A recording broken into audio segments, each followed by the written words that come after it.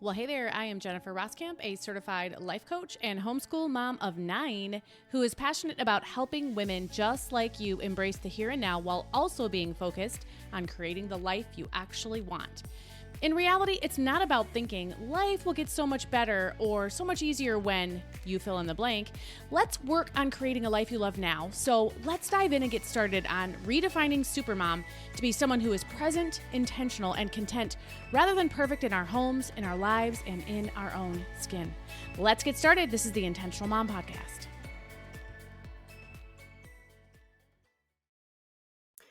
Well, one of the things I hear a lot, things that people ask for my help with, is finding motivation. And so on this episode of Ask a Life Coach, we're going to be talking about that very thing. So make sure that if you struggle to get things done, this is an episode that you tune in for. We've got some great tips coming up, all on the Intentional Mom Podcast. All right. Well, today we're going to talk about motivation. This was a question. Actually, I had 2 people in the past week reach out to me and say, hey, I'm hoping you can help me get motivated. And interestingly, this was a topic that I talked about in my recent Simplify Your Summer online summit, because I know it is a huge pain point. It is a struggle. And I think maybe in the summer, right, it's hard because we want to enjoy time off, but we also have these things that we need to do, the everyday things. And then a lot of times, I don't know about you, but for me, I had projects that during the school year get kind of pushed to the back burner. And so the summertime is my time to kind of catch up on some of that stuff I can't find time for during the school year. So it can be hard to find motivation though, because of course you need motivation to do stuff. Again, this is a common pain point that even I understand. We all have to work with being motivated to get stuff done. Again, this is a conversation that I had that we had back in my recent summit. So I'm excited to share the same thing with you. So we're going to start with a couple of truths. Now, you might know how much I love truths and mantras. Truths and mantras are always a good place to park our mindset. It's a really good foundation to build before I give you tips and strategies and actual step-by-step processes for doing things. Because we have to have a clear understanding. It's almost like we have to have a starting point and a mutual understanding before you can start taking action or hear about what the action points might be. And so I have 2 truths for you today. And the first one is this: motivation is not something you find, it's something you choose. That's powerful, right? Motivation is not something you find, it's something you choose. The most frequent comment I had about this presentation in my summit was, wow, that is so true. I never thought about that before. I never heard that before. But now that you say that, I totally agree. And I feel so empowered by knowing that motivation is a choice. So I hope you find that truth exciting as well. So the second truth is that motivation is not something you feel. I hear that a lot too from people, right? I just don't feel motivated. Well, you're not going to feel motivated. That is not a feeling. That is not a feeling, number one. And number two, it's not a feeling that you will just automatically have. Remember, it's a choice, right? It's something that you choose. And so the good news with both of these truths is that you can choose to feel and be motivated. You can choose to feel and be motivated. The interesting thing is that the inverse is also true. If you're not feeling and being motivated, then you're not choosing that. It's a choice to not be those things. That's a powerful way of looking at it too, because sometimes when we look at things from the backwards way of thinking, I like to sometimes talk about the backwards way of thinking. If you're going to agree with me and say, yes, it is a choice, and yes, it's not something I feel, then you also have to agree about the inverse. Again, which is, if you don't feel and aren't acting as though you're motivated, then it's because you're choosing to not do that. You have to accept both sides of that coin. And again, that can be very enlightening and very empowering, because once you understand problem a little bit more fully, once you understand why you're having a particular problem, a particular struggle, then you know how to fix it. Understanding is the key to change first. Again, understand that what I'm about to talk to you about and motivation, there is no magic wand for it. There is no shortcut to the result that you're looking for, no matter what you're trying to be motivated about. In reality, in order for you to experience something being completed or on the road to completion, you are going to need to take an action. And in reality, every action is going to cost you something. You're going to have to use your mental energy. You're going to have to use your physical energy. You're going to have to use your emotions. You're going to have to use your time. Sometimes you're going to have to use your money to achieve certain results and to be motivated. But the good news is that the things we're really proud of are usually the things that cost us something. When things come easy, we don't really feel much of a reward. We don't really gain the same sense of pride, ownership, or accomplishment that we do when we do hard things and when we struggle to find and be motivated and take an action. So, again, what we know to be true because we've talked about it before, and it's something that we commonly talk about in the world of life coaching, and that is that the key to a different result is to understand why you're not getting the result you want. If you're not achieving something, why is it? And so, again, when you're trying to be motivated and you find yourself in a situation where you're just not motivated, what is it that you are doing or not doing that is giving you the current result? What is it that you are doing or not doing that is causing you to not follow through and take an action? So, two really good questions to ask yourself. Because again, remember the right answers, the best solutions, the ones that are actually going to work and work more than likely for the long term. That always is anchored by understanding your situation. And so in this case, it's understanding your situation with a lack of motivation. So when you think about something that you have struggled to be motivated to do, maybe you've got a project or a task and you've struggled to find the motivation to do it.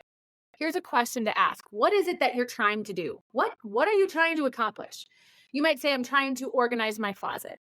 I'm trying to work on a budget.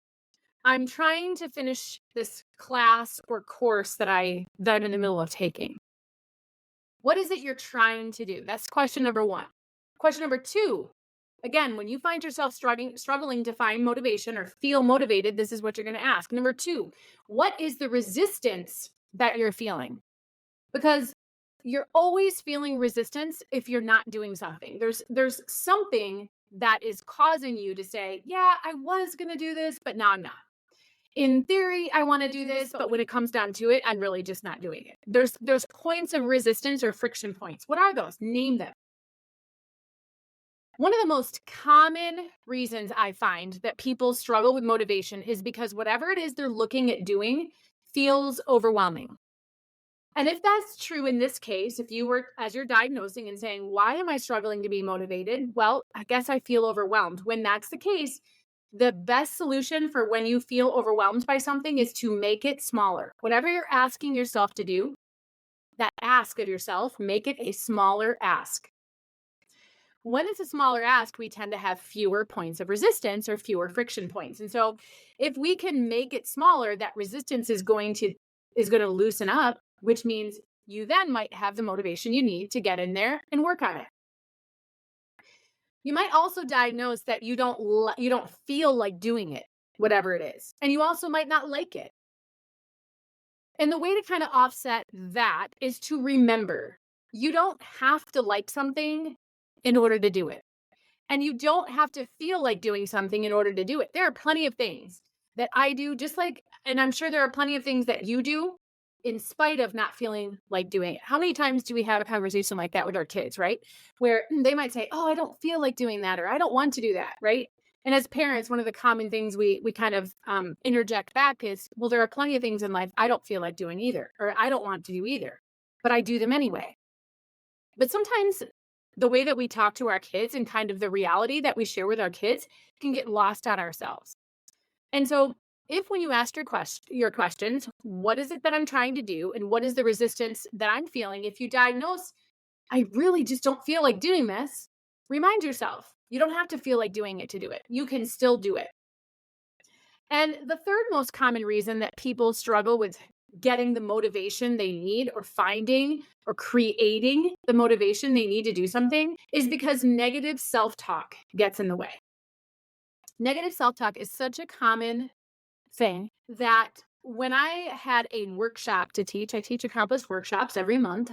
When we got to the last workshop of the year back in 2000, I think it was 2022, I said, hey, let's take a vote on what you guys want to talk about. What is it you guys need help with? And the biggest vote went to negative self talk. It is such a common thing. And what often can cause negative self talk, again, not always, but often what causes negative self talk is paralysis. We're expecting perfection from ourselves when it comes to doing whatever it is that you've decided you're going to do, but can't find the motivation to do. It's because your expectations are too high. And when we know our expectations are too high, we don't want to do it. When we know we are doomed for failure as humans, we say, yeah, I'm not going to try, right? Because it's easier for us to deal with the fact that, well, I didn't try, right? Than it is to, I tried and I failed. It's easier to process the first one. And so when we feel like we're doomed for failure, we don't want to think about, we don't want to try it if we don't feel relatively certain we could be successful at it. So when you find yourself in a situation with negative self-talk, especially if it's due to perfection paralysis, make sure that you are setting yourself up based in reality. You need to get realistic and make sure that what you're asking yourself to do, that you're struggling to find the motivation for, make sure that whatever it is you're asking yourself is actually realistic. Take into consideration things like your current season or your current circumstances. Make sure that you know exactly what your desired results are, because sometimes we don't know what the end goal is either. Sometimes we just kind of leave things open-ended and say, well, I want to work on this, or I want to get better at this. But what does that mean? Again, it's hard to find the motivation if we say, what are we even doing it for? When am I even going to be done? How will I know if I reach it? Well, if the details are pretty foggy and you don't know what the desired result is, those become really hard questions to answer. So make sure that you're clear on what the desired results are. And then it's also helpful, again, if you find yourself in a situation of perfection paralysis, it's really helpful to know what your excuses or justifications are going to be ahead of time. If you were to come to me and say, I'm really struggling to get motivated to do X, Y, or Z, I would say, all right, sounds like you've tried it a time or two. What are the excuses or justifications that you come up with, again, when you're supposed to be working on it, yet you don't? What is it you say to yourself? What is the conversation that you're having with yourself? What's going on in your head? And again, that's a really good question to ask, because you need to know, what is tripping me up here? Because you intended to do it. That's why you wrote it out on a daily task list, or maybe you are working on a goal. Your intent originally was to do it. But now something has happened and you have decided, yeah, that's not a good idea. Or that's not something I'm willing to do. And so the more you can understand how it goes from and how you got from, yes, this is what I'm going to do, to, yeah, I'm just not doing it, the more you can understand how you went from there to here. Again, the more accurately you're going to understand the issue. And the more accurately you understand the issue, the more easily you can find the correct solution. So if you know what your excuses and justifications and reasoning is, doesn't have to be reasonable reasoning, but when you know what that is, then you know how to offset it. You know what to look for. When those excuses that you already know are coming, you've kind of already planned those out because you know it's what you hear. When you know they're coming and you actually hear them start coming, you can say, oh yeah, that's right. This is just an excuse or a justification, and I don't need to listen to that. I knew it was coming. I recognize it. I'm not going to allow that to keep me from doing it. So the three common reasons that people struggle with motivation is, again, overwhelm. You need to make it smaller if that's the case. Number two, you don't feel like it, or you don't like doing whatever it is. Well, you don't have to. You can still do it. And then the third thing that can happen, and the third thing that often keeps us from being motivated to do something, is negative self-talk. And a lot of times that is because you are expecting and unrealistic in your expectations for yourself. And if you tend to know that you are a perfectionist, this is one you're really going to want to examine, because it could very well be a big contributor to the fact that you haven't found the motivation to do the thing, whatever that thing is.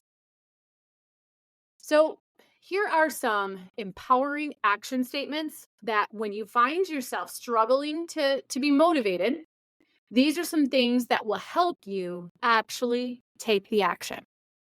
And remember, we can't measure the results. We can't really measure how successful are we, because there's a lot about our success. There's a lot about our results that we can't really control.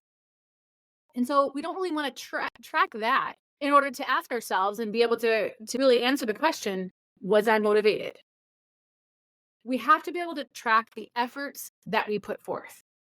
We track the effort we put forth, not the results that are achieved. Okay?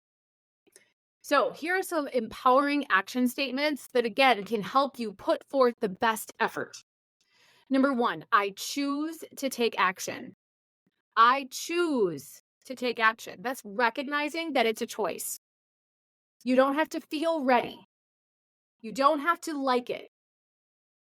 You can choose to take action anyway, no matter what any of the excuses, the justifications, even if they're true. A lot of times they're true. No matter what those are, I choose to take action. The mantra we had recently, I think it was not this past Monday's mantra, but the mantra before that one said, what if it didn't matter? And that's a really good mantra that ties in really good with this one, this whole concept of motivation, because I talked about in that mantra how, again, when you start giving yourself excuses and justifications that are true, you can say it doesn't matter what those excuses or justifications or truths or situations or circumstances really are. I'm choosing to ignore those and be motivated and take the action anyway. So this statement says, I choose to take action. And really taking an action, understand that it's really just keeping a promise to yourself to do something. It's all you're doing. You don't have to think about the action. You don't have to think about the actual active part of what you're doing. If you can remember and get your head in the game and remember that really all you're doing to carry this out is showing up and keeping a promise to yourself to do something, suddenly it can feel like a much smaller ask. But it is the truth. I choose to take action. Make sure that you know that empowering action statement. Empowering action statement number 2 is I don't have to like it, right? We talked about that as the second kind of reason that people don't take action. Here's your empowering action statement. I don't have to like it. I can do it anyway, even if I hate it. I don't have to like it. I can do it anyway, even if I hate it. A lot of times we sit around and we wait for it to feel a little bit more comfortable. We wait to like it just a little bit more. And when was the last time that you had something to do that you were struggling to find motivation for, that all of a sudden you said, yeah, I guess I don't mind doing that. It's probably not ever going to be the case. It's probably not ever going to feel less annoying to you or, any less uncomfortable, any less challenging. All of those things will probably remain. And in fact, they may get more challenging the more time that passes. And the more you put it off and the more you don't show up and keep the promise to yourself, the harder it's going to be to take the action in many, many cases. So empowering action statement number 2, I don't have to like it. I can do it anyway, even if I hate it. And empowering action statement number 3 is officially what I just said a few minutes ago. I don't measure the results, rather the effort put forth. A lot of times we give things our very best effort and we don't come close to the mark we were trying to hit. In reality, that doesn't matter. It doesn't matter where you hit the mark, as long as you put forth the effort that you feel proud of. If you showed up and did your best, then nothing else matters. Would it be nice if you got closer to the desired result? Sure. But if you showed up and put forth your best effort, then you did everything you could to achieve the desired result. You can feel good about what you did. If you measure the effort and you say, I put forth effort that I feel good with.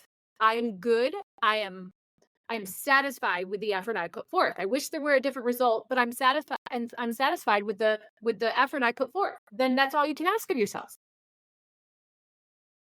So motivation is one of those things that we think we have to feel in order to take an action.